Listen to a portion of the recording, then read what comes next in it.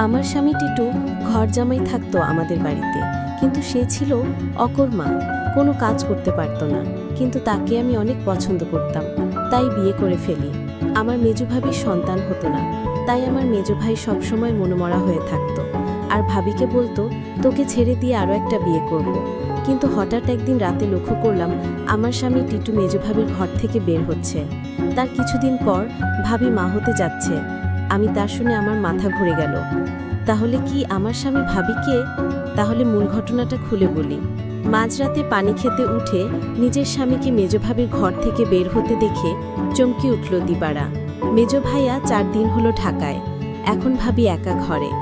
আমার স্বামী এত রাতে মেজো ভাবির ঘরে কি করতে গিয়েছিল সেটা জানার জন্য আমার মাথায় ঘুরপাক খাচ্ছে।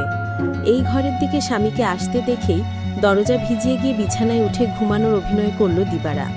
তার স্বামী দরজা ঠেলে সন্তর্পণে হেঁটে এসে বিছানায় তার পাশে শুয়ে পড়ল। দিবারা এই বাড়ির মেয়ে, তার স্বামী ঘর জামাই। দিবারা জানে কোনো রকম অপরাধ করলে তাকে সহ তার স্বামীকে এই বাড়ি থেকে বের করে দিবে ভাইয়েরা, তাই এই ব্যাপারে আর কোনো কথা বলে না দিবারা।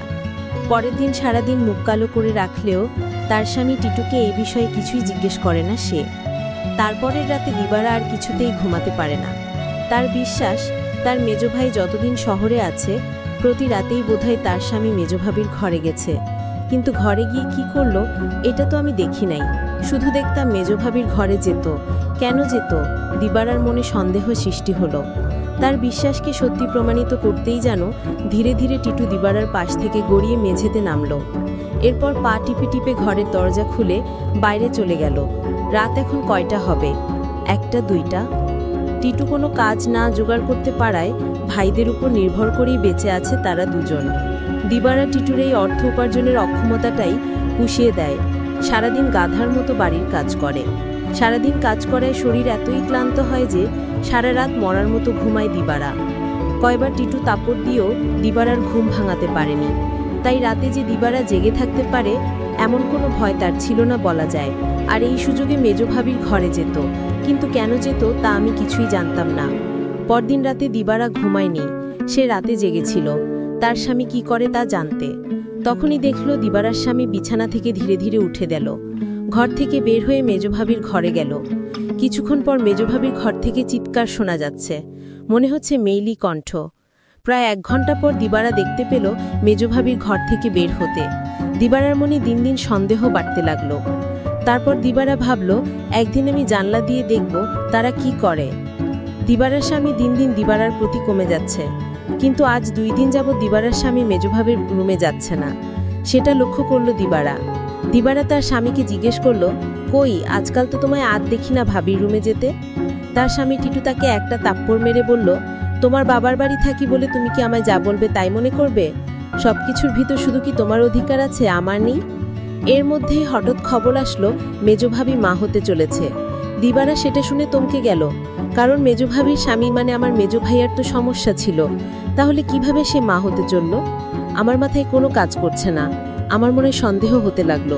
দিবারা তার স্বামীকে বলল, আপনি এখন আর দেখি দিবারার রুমে যান না কেন? কখন কি করব সেটা আমার ব্যাপার। যাই হোক, আমি এবার অপেক্ষায় আছি কখন আবার আমার স্বামী তার রুমে যায় সেই প্রতীক্ষায়। এর কিছুদিন পর তার স্বামী টিটু ভাবির রুমে গেল। তারপর আমি জানলা দিয়ে যা দেখলাম তা দেখে আমার চোখ ছানা বড়া হয়ে গেল। দিবারা এই দৃশ্য দেখে সে বিছানায় শুয়ে কান্না করতে লাগলো। ঠিক তখনই আমার স্বামী টিটু আমার রুমে এসে পড়লেন আর আমায় বলতে লাগলো, আরে শাহানা, লাইট জ্বালাও না, দেখো দিক কি দেই। বিরক্ত হয়ে বিছানা থেকে নেমে লাইট জ্বালালো দিবারা। তারপর চৌকিতে এসে বসলো টিটু। তার সবগুলো দাঁত বের করে হেসে পাঞ্জাবির পকেট থেকে একজোড়া চুড়ি বের করলো।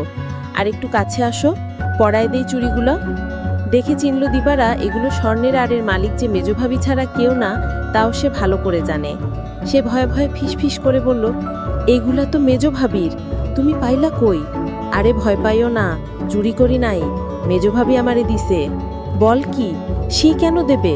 তোমারে একটা কথা কই কই কই কইরা এতদিন কইতে পারি না ইসমে। ভাবছিলাম তুমি আমারে ভুল বুঝবা, কিন্তু তোমারে আমি কি কিছু গোপন করি বলো? ভুল বুঝো না বউ। মেজো ভাই এবার ঢাকায় যাওয়ার পর কয়রাত আমি মেজো ভাবির ঘরে গেছিলাম। টিটু আবার বলল, মেজো ভাই ঢাকা যাওয়ার পরে মেজো ভাবির কয়রাত খুব জ্বর হয়েছিল, কিন্তু তার যত্ন করার মতো কেউ ছিল না। তাই ভাবি কইল, দেখ টিটু, তোরে আমি ভাইয়ের মতোই দেখি। আমার সারাদিন ভালো লাগে, খালি একটু দুর্বলতা থাকে, কিন্তু রাইত হইলেই জ্বর বাড়ে।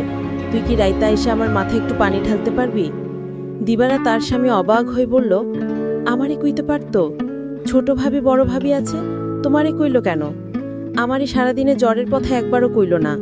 টিটু মুখটাকে মলিন করে বলল, দেখলা, সব আমার কপালের দোষ। আমি জানতাম তুমি আমারে সন্দেহ করবা। আমি কি মাইনসির বিশ্বাস পাওয়ার যোগ্য? দিবারা এবার কাদো কাদো হয়ে বলল, না গো, আমি ওইটা বলি নাই। আমি তোমারে বিশ্বাস করুম না তো কারে করুম কাও? তুমি ছাড়া আমার আর কে আছে? তুমি আমারে ঠগাই বা ফিরিস্তা এসে কইলেও বিশ্বাস করুম না। এই না হইলে আমার বউ।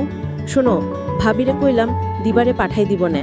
ভাবি কইল, আহা বেচারা, সংসারটা লেগে কাজ করে সারাদিন মরতাছে, তারে আবার রাইতে ত্যক্ত করা কেন? দিবারা জানি যে আমি তোমারে ভাই মানি। তুমি আইসো, দিবারা কিছুই মনে করবে না। জানলেও ওর মনে তো নষ্ট না। তবুও আমি তোমারে কিছু কই নাই, ডরে তাছাড়া বুঝি তো। পরের বাড়িতে থাকি, বেশি তর্ক মানায় না। এই জন্যই আমি তোমার ভাবির রুমে গেলাম চুপি চুপি। কারণ রাইতে তোমার ভাবির মাথায় পানি না দিলে তখন জ্বর ছাড়তো। আমি যদি ভাবির পাশে না থাকতাম আর পানি না দিতাম, তাহলে জ্বরে মইরা যাইতো একটু দিনে। ভাবিতে কবরস্থানে রেখে আসতে হইতো। দিবারা তখন বলল, সবই বুঝলাম, কিন্তু একটা বিষয় আমার মাথায় ঢুকছে না। টিটু বলল, কি কথা তোমার মাথায় ঢুকছে না, আমারে বলো। দিবারা তখন বলল, আমার মেজো ভাইয়ের সমস্যা ছিল, কিন্তু সে কিভাবে মা হতে চলেছে, আর ভাবির ঘর থেকে কিসের আওয়াজ আসতো। টিটু তখন বলল, তুমি দেখি আবার আমায় সন্দেহ করতেছো? এই সন্দেহটা তোমাকে দূর করে দেই। তোমার মেজো ভাবি একদিন আমায় বলল, আমার সংসারটা মনে হয় টিকবে না। আমি বলেছিলাম, কেন টিকবে না? কারণ আমার কোনো সন্তান নেই, তাই স্বামী আরেকটা বিয়ে করতে পারে বলে আমায় বলল। আর তখনই আমি বলেছিলাম তোমার ভাবিকে, শোনো, তুমি কিছু চিন্তা করো না, আমি সব ব্যবস্থা করতেছি। আমি তখন এক ফকির বাবার কাছে গেলাম, ভাবির সমস্যাগুলো খুলে বললাম। ফকির বাবা বলল, আমি তোমার 1 গ্লাস পানি করা দিব, সেটা 2-3 ফোঁটা করে সপ্তাহখানিক খেতে হবে, তাও নিজ হাতে খেলে হবে না, তার স্বামী তাকে খাওয়াইতে হবে। তখন তো বড় ভাই বাড়িতে ছিল না। আমি কোনো উপায় না পেয়ে 1 গ্লাস পানি পড়ায় নিয়ে আসলাম।